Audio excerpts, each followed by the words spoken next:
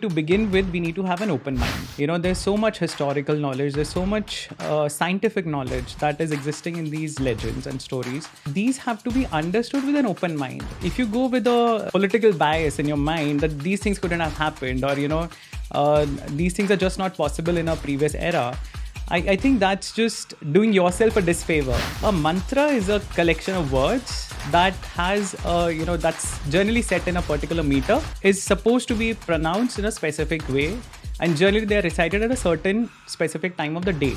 Who are we as a species? What are we doing on this planet? Who's the creator? Any intelligent species in the universe, I'm not just talking about humans, if there's life existing on other planets, if there's aliens, any intelligent species would have that question. Who are we? Are we alone? And who created us? Right? Where did life come from? And these questions are the birth of religion.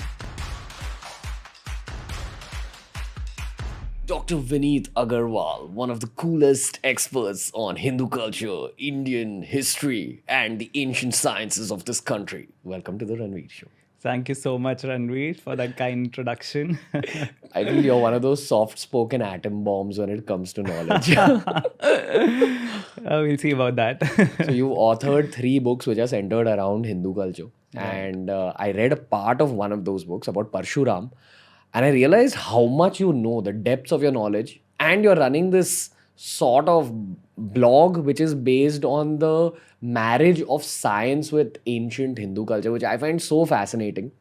Because I think what a lot of young Indians don't know is that a lot of our historical records of this country were burnt, were lost, were destroyed because of all the invasions that we had over the last 1,000 years. Right. Probably if we rewind the clock to 1,000 years back at maybe 1 BC or 2 BC, India was maybe even more knowledgeable than it is right now.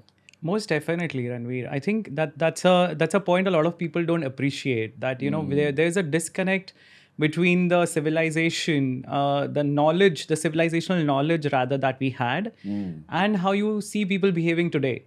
There's a huge disconnect. Why? Because people are not aware of their own culture, their own history, their own civilizational values. You see very small things, it's related to our daily lives. You see Indian cities struggling to keep up, right? In a city like Mumbai, you see the cities crumbling. It's bursting at its seams. And when you go to history, you see Indian cities were one of the most well-planned cities in the world at that time. At the time of the Indus Saraswati civilization, those cities were not matched anywhere in the world. So from there, we've come to this point because of this disconnect. And there's a lack of interest in exploring that culture, the knowledge that the culture and the history provides. Yeah. I think that's a major drawback for us right now. I think that interest is kind of rising as we speak, honestly. Yes. That's honestly what we've built out the podcast on, that there is this newfound interest people have in Indian history, ancient culture. I'd love to know some of the science, or for lack of a better word, science fiction aspects of this ancient culture, because you've ran that blog. We have talks about demons, we have talks about Vimanas, we have talks about aliens, we have talks about dark energies in our culture, avatars, wars, atom bombs, all this. Right. Where would you like to begin this conversation for our audience? So I think, Ranveer, to begin with, we need to have an open mind about the stories that are told. So a lot of people have criticisms about and a lot of doubts about the historicity of these epics, or the stories that are told, the legends that are told. But I don't think that matters. It's the lessons that we need to learn from these, the knowledge that we need to glean from these. There's so much historical knowledge, there's so much scientific knowledge that is existing in these legends and stories. And these have to be understood with an open mind. If you go with a political bias in your mind that these things couldn't have happened, or these things are just not possible in a previous era, I think that's just doing yourself a disfavor, because you are not really approaching it with a scientific outlook. That's what science teaches you, right? Question everything. And I think the very beginning of Indian scriptures with the Rig Veda, it's the beauty of curiosity. So I would say Indian religion has always been about curiosity. It is about knowing more, trying to find out more about the world, about yourself, about God, the creator of the world. So the Upanishads and the Vedas are full of such verses that encourage you to find that journey for yourself, to initiate the spiritual journey. So as the Upanishads say, athato brahma jigyasa, at least start asking questions now, right? You have got this beautiful human form. Now, if you're wasting this human form, which has the intellect to grasp those concepts, which has the availability of opportunities to do it. You have access to scriptures, you have access to gurus, you have access to the religious teachings of a thousands-year-old civilization. And even now, if you're not doing it, it's a waste of an opportunity. So I would say that scientific inquiry starts from there. Who are we as a species? What are we doing on this planet? Who's the creator? Any intelligent species in the universe, I'm not just talking about humans. If there's life existing on other planets, if there's aliens, any intelligent species would have that question. Who are we? Are we alone? And who created us? Right? Where did life come from? And these questions are the birth of religion. How would you explain what a mantra is to a Westerner listening to this podcast? So a mantra is a collection of words that has, that's generally set in a particular meter. And this is supposed to be pronounced in a specific way. And generally they are recited at a certain specific time of the day. So they have a lot of people believe that mantras have power. Like you can to transform. You can probably compare it to a spell in Harry Potter. Exactly. Expecto Patronum is Exactly. These are like spells, but they are interestingly, there are spells like that in the Vedas as well, the Reta Vedas, Atharva Veda also.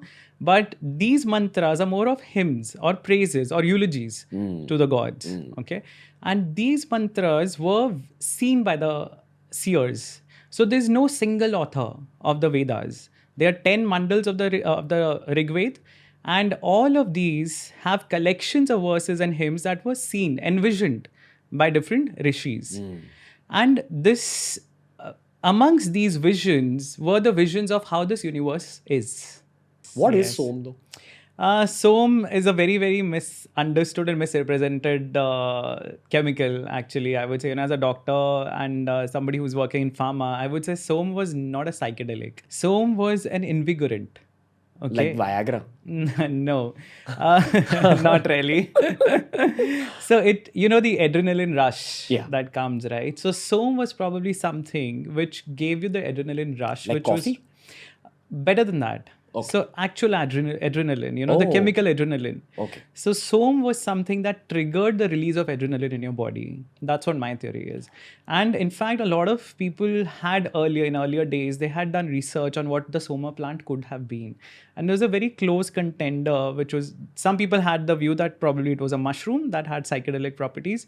But the descriptions of Som and the way, the entire 9th mandal of the Rig Veda is dedicated to Soma. The one whole mandal of Rig Veda, because Soma formed a very important part of the ancient culture and we don't understand it, unfortunately. Maybe this was a part of the cognitive revolution. Precisely.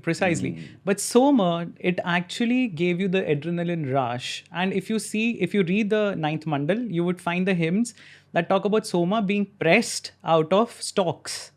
So it was a creeper, most probably, or a shrub, whose stalks were used, not the fruits or the flowers like or mushroom the leaves. Ki dandi. Yeah, mushroom ki dandi, probably. But these are like jointed stems. Okay. That's how the description is. Okay. So they're jointed stems. So there are nodes in it. So probably it was a longer than a mushroom, a plant. And these stalks were used. The stems were used. They were crushed. And the juice that was, extracted, it was filtered in sheep's cloth. Okay. And then and this juice that came out was slightly bitter. These are all the descriptions in the Rig Veda, okay? And therefore, it was mixed with either milk or curd to be made fit for the consumption of the gods. And when was it offered to the gods? The scriptures talk about Indra drinking pots of Som, ponds of Som, lakes of Som, so much Som he drank. And when did he do it? Not when he wanted to relax, when he wanted to go to war. So it does not make sense to have a psychedelic or an intoxicant when you're going to war. Maybe, okay, one small bit of an alcohol, can probably release your inhibitions, but not pots of it, right? What will you fight? You will lose your judgment. So this was an invigorating substance that probably gave an adrenaline rush to the person who was drinking it. And that is why, the pupils are dilated. When you have an adrenaline rush, your pupils are dilated. Your breathing is faster. Your muscles get more oxygen. Your blood vessels are dilated. So you get the energy to either fight or run away. The fight or flight reaction, it's called in medicine. So the body prepares you to do either of these. Now it's your call. Either you can run away, for which you need energy, or you can fight, for which you again need energy. So body's preparing you for it. And Soma was a plant that allowed you to get that adrenaline rush just by ingesting it. So a lot of athletes or sportsmen take steroids, or they take chemicals, and ephedrine is one of those chemicals which is banned. This again is supposed to give you an adrenaline rush. So Soma was probably something similar. Some natural parallel of ephedrine. Exactly. The identification, it definitely still exists. And there's very interesting descriptions where it's found. It's found in the mountain regions. That is why it's difficult to access. So it's found in the Himalayan mountains, and it probably extended right from Tibet to Afghanistan, the range. Like the story in Ramayana. Of the Sanjeevani. But Sanjeevani was a different herb. What do you think that was as a doctor? Not really sure. But again, there's not just one herb that's described in the Ramayana. Hanuman is actually sent to bring 4 different herbs. Okay. And he goes twice to the mountains to get the herbs. And so one of these is Sanjeevani. But there are 3 other herbs that are described in the Valmiki Ramayana. We just get so the Ramayana that we know is more of the Ramcharitmanas version. Valmiki Ramayana has many, many differences, which is the actual original depiction of the Ramayana. So there are 4 different herbs that Hanuman goes to get. But Soma was till recently, and very interestingly, the Persians, the Parsis we have in Mumbai, they have a Hauma ceremony, which is similar to the Soma ceremony that used to be done by the Vedic people. And the Indian and the Iranian, the Vedic and the Iranian civilizations developed almost at the same time. But they were probably antagonists. Oh, really? Yes. They were enemies. They were enemies, more or less, yes. Wow. Because for us, the Asurs are the demons, right? For the Parsis, for the Zoroastrians, Devas were the demons. Oh. Yeah. So they were probably enemy tribes. But they grew in the same environment. They were from the same stock of people, same languages, the Indo-European languages, Indo-European culture. That's why the stories are similar. The language is very similar. And the Parsis even today have a Hauma ceremony. Okay. And again, it involves extracting juice from a stalk, from a plant, which is again filtered. There's very specific apparatus to do that. And it's a proper ceremony. It's the same Soma ceremony in the Vedas. Okay. And again, this stock that they use for this, till recent times, it used to be imported from Afghanistan. So there was a very specific geography where Soma was available. And that is why we've lost the connect. And since partition, of course, we would not have had access. And I don't think a lot of people were even interested in finding out, which is very unfortunate that a lot of people in India, we turned so westernized immediately right after independence that, being educated in English became the parameter for your knowledge. And all the knowledge that the regional languages had, the literature that regional languages had, all the knowledge in Sanskrit, it was forgotten. Today, how many people know Sanskrit? But if you can read Sanskrit, if you can understand Sanskrit, and you can read the scriptures, there's so much more research that can happen, right? So I think that's where Soma comes from. It's definitely, a lot of people again interpret it in a different way, that it was a metaphysical concept. It was more about, the joy of discovering yourself when you're in meditation.